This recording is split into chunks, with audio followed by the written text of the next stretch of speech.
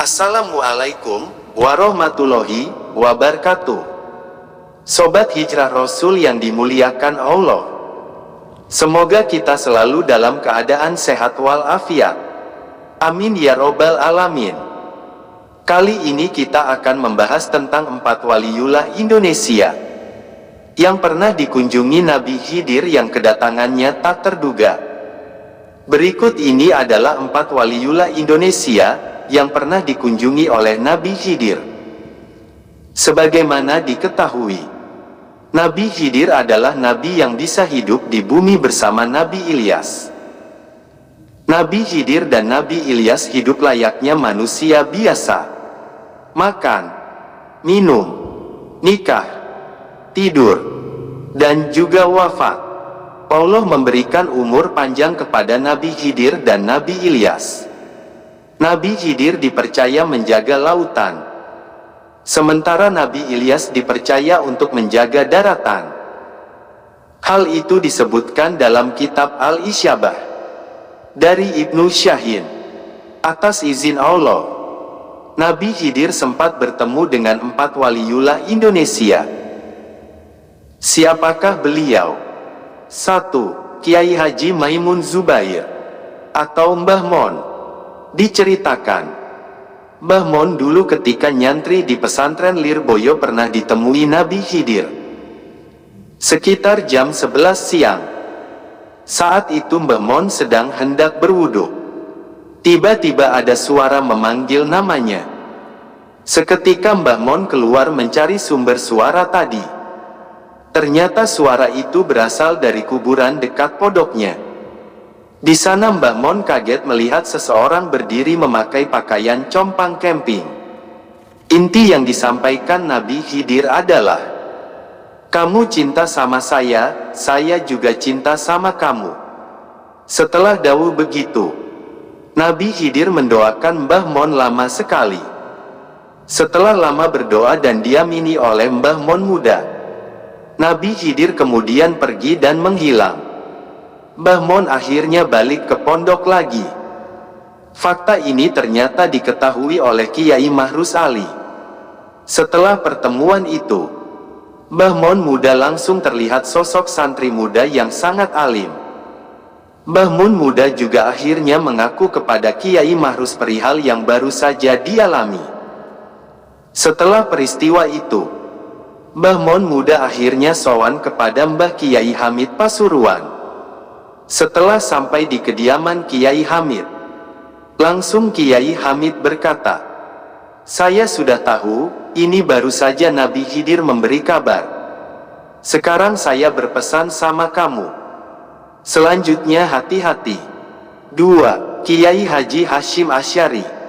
Diceritakan, dulu ketika itu hujan turun dengan begitu deras di Kabupaten Bangkalan, khususnya di Demangan, pondok pesantren asuhan Syekhona Kholil Bangkalan.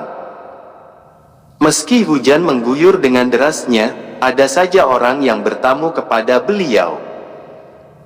Terlihat di antara rintik hujan yang semakin deras, seorang tua lumpuh dengan susah payah hendak berkunjung menemui Syekhona Kholil. Syekhona Kholil segera tanggap. Beliau memerintahkan santrinya untuk menyusul. "Adakah di antara kalian yang mau menggendong dan membawa tamuku di luar sana?" Kata Syekhona Kholil. "Biar saya saja Kiai," jawab seorang santri muda mendahului teman-temannya.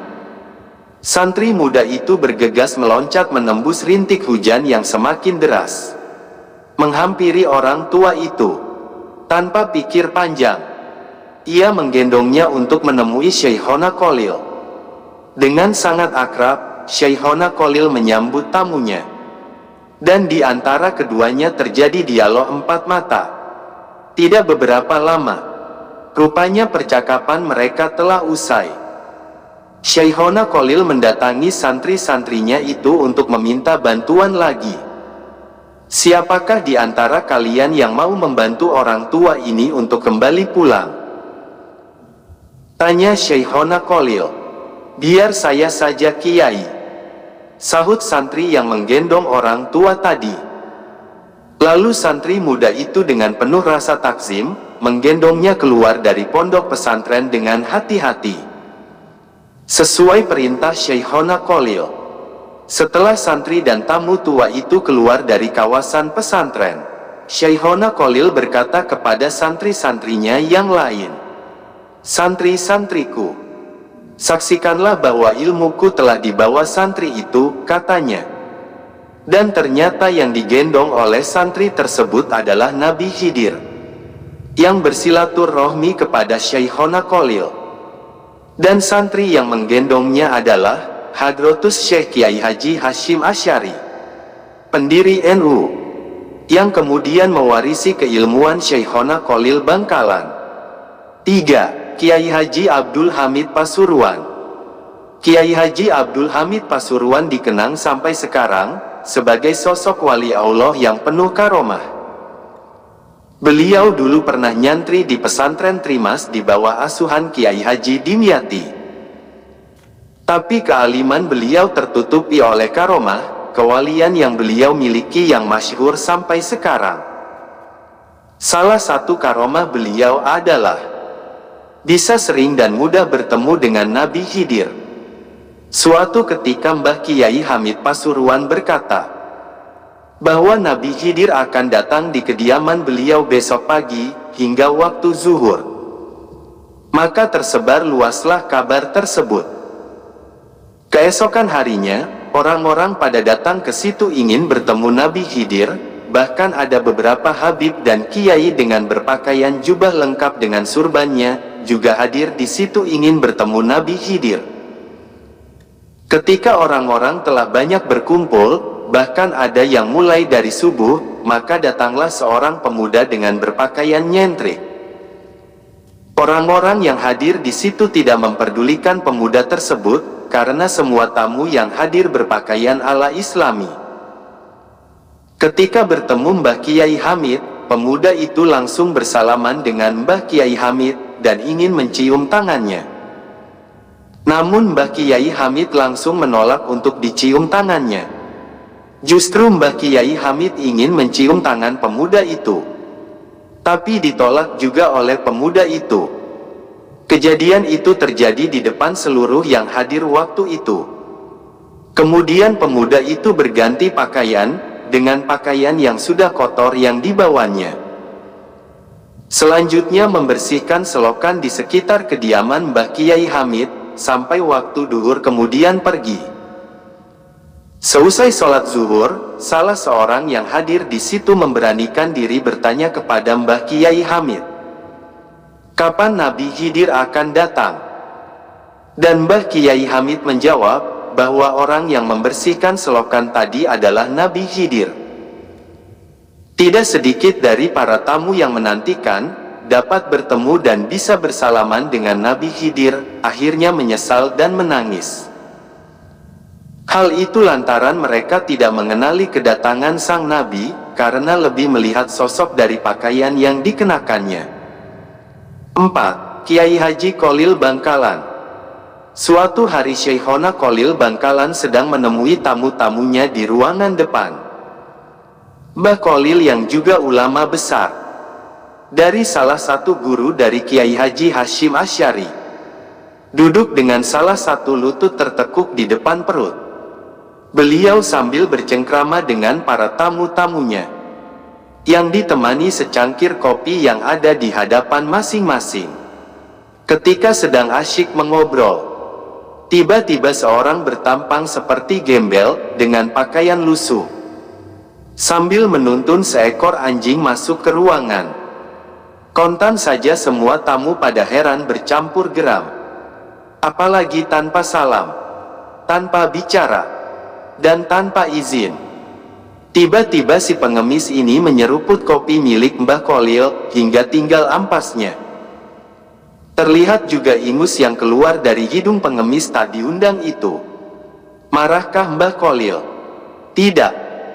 Mbah Khalil tampak merubah posisi duduknya, seperti orang yang sedang sholat.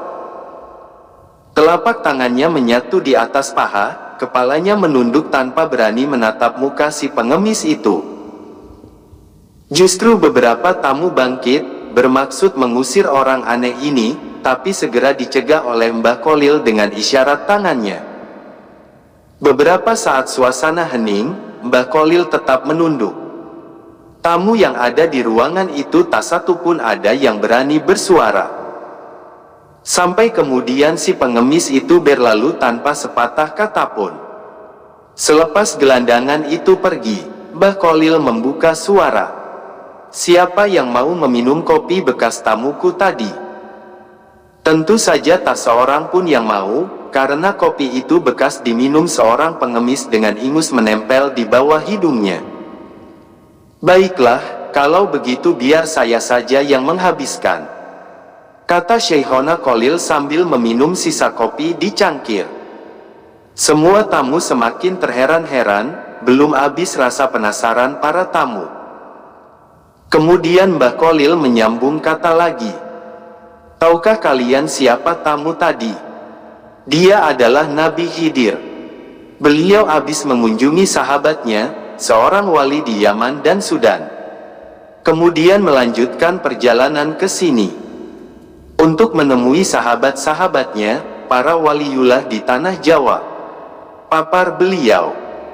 Kontan saja kemudian para tamu berebut sisa kopi yang tinggal cangkirnya itu.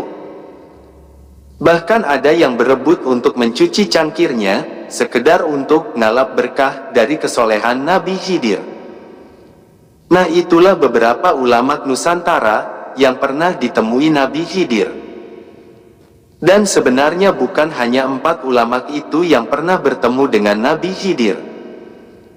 Masih banyak ulama-ulama ataupun kiai-kiai lain dari Nusantara yang bertemu dengan Nabi Khidir. Nah, itulah kisah 4 ulama yang pernah dijumpai oleh Nabi Khidir. Semoga cerita kali ini bermanfaat. Lebih dan kurangnya mohon dimaafkan. Yang benar datangnya dari Allah. Khilaf atau keliru itu datangnya dari saya pribadi sebagai manusia biasa. Sampai ketemu di kisah-kisah lainnya. Saya akhiri. Assalamualaikum warahmatullahi wabarakatuh.